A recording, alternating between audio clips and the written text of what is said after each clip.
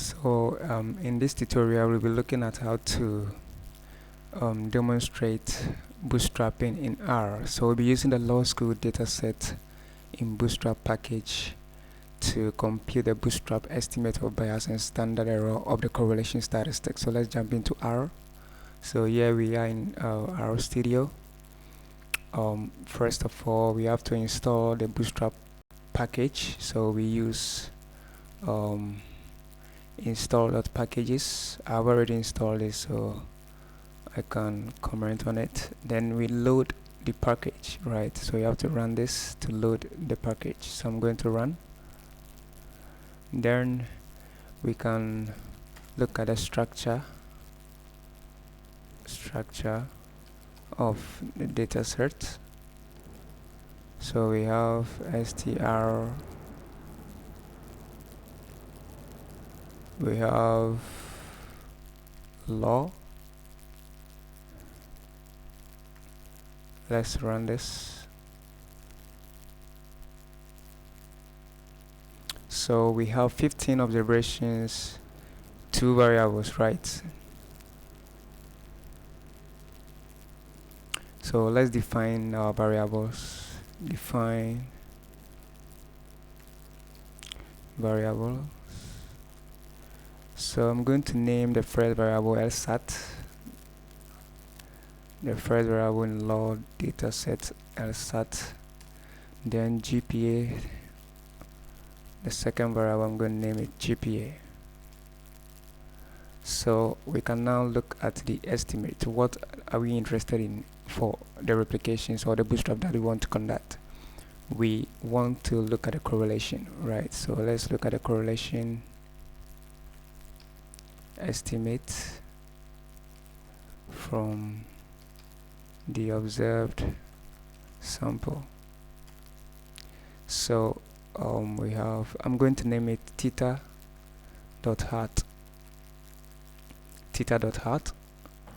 So that's a correlation of from the observed sample GPA. So let's run this.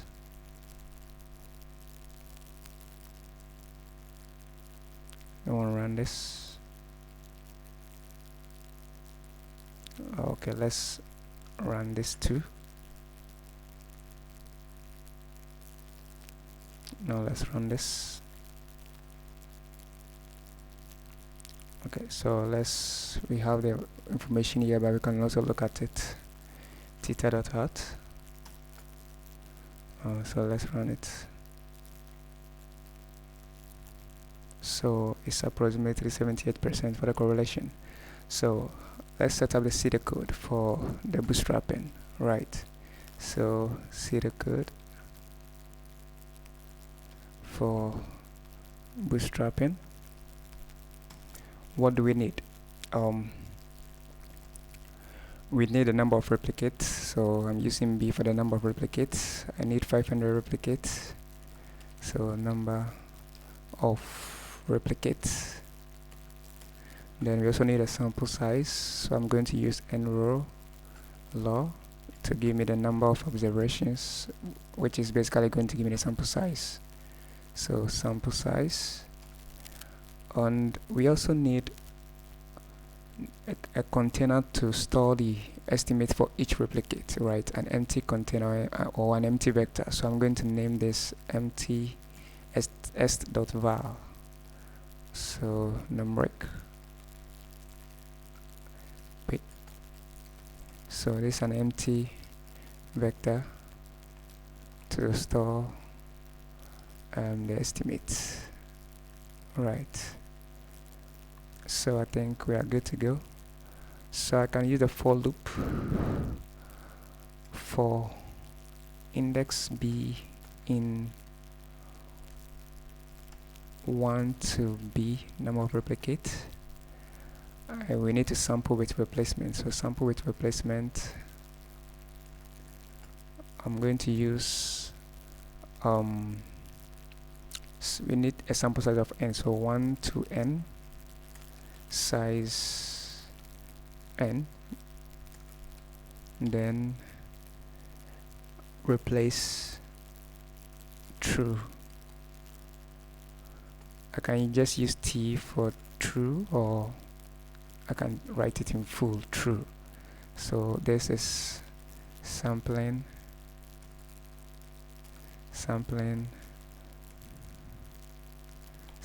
with replacement,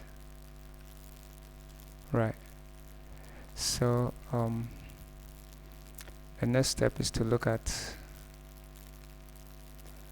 sample from the variables that we have with replacement. So we're going to sample from LSAT with replacement. So this is how the Bootstrap is going to work. So I'm going to name this LSAT.b, which is how the Bootstrap is going to be operating, right? So sample from LSAT with replacement, sample with replacement,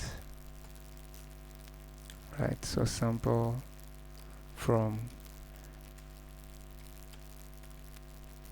the variable LSAT with replacement, sample from LSAT with replacement, right? Then we do the same for GPA.bootstrap. So GPA, sample from GPA with replacement. So sample from GPA with replacement. I think we are good to go. Then we have to store in the empty vector that we created, right? So we want to store the estimate, that the correlation in this empty vector. So we have this correlation for the Bootstrap replicate node B, LSAT and GPA node B, right? So store the correlation estimate for each replicate, right? So it stores it in, then I think we are good to go. So let's run this. Let's highlight this and run. Let's run. So I think we are good to go. So we can now look at the mean of the Bootstrap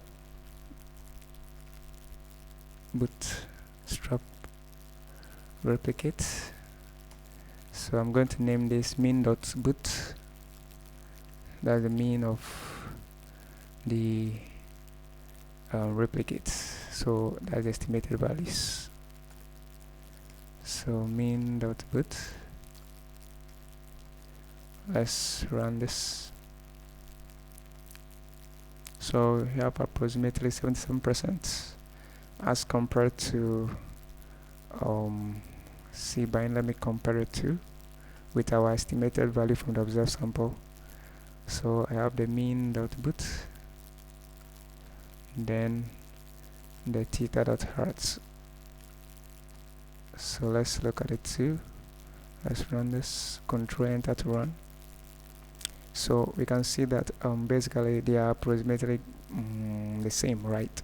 You can see that the mean from the Bootstrap replicates, the estimate from the Bootstrapping is approximately getting closer to the estimate from the observed sample, right? So basically I think the bias is going to be very small. So let's look at how to estimate the bias estimate.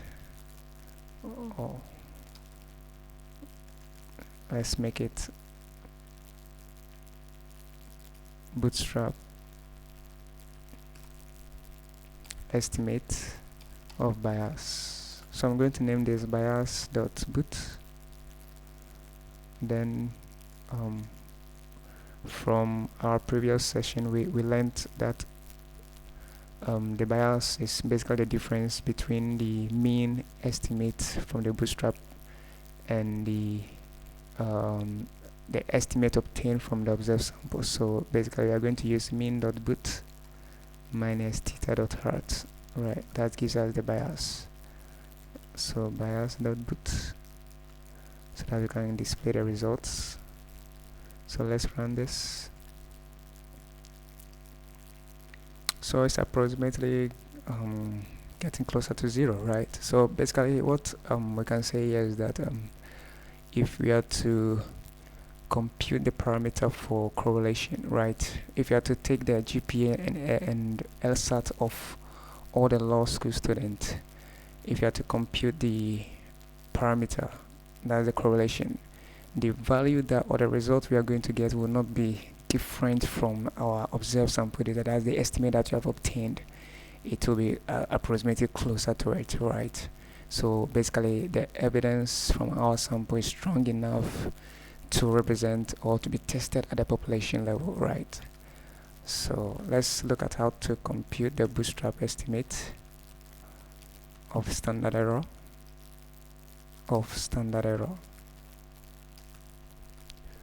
So we have sd.boot. I'm naming it sd.boot. So we can use sd of the estimated value to get it, right? Sd s.val to get the bootstrap, to get a standard error, right? So let's run it and see. sd.boot.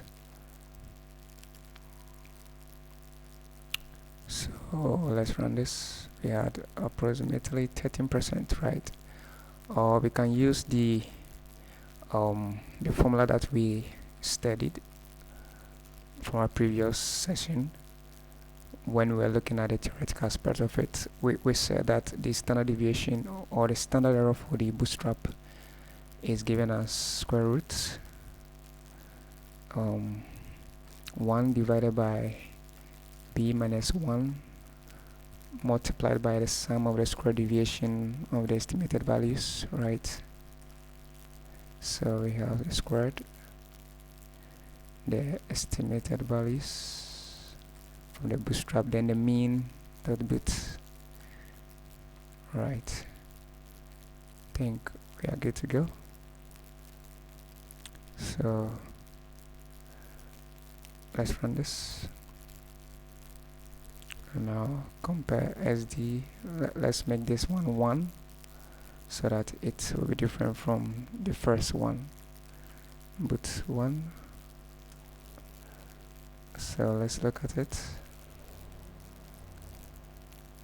So it's approximately equal to the first one, right? They are almost the same. So I think we are good to go. So this is how we can demonstrate bootstrapping R to estimate the bootstrap estimate of bias and standard error.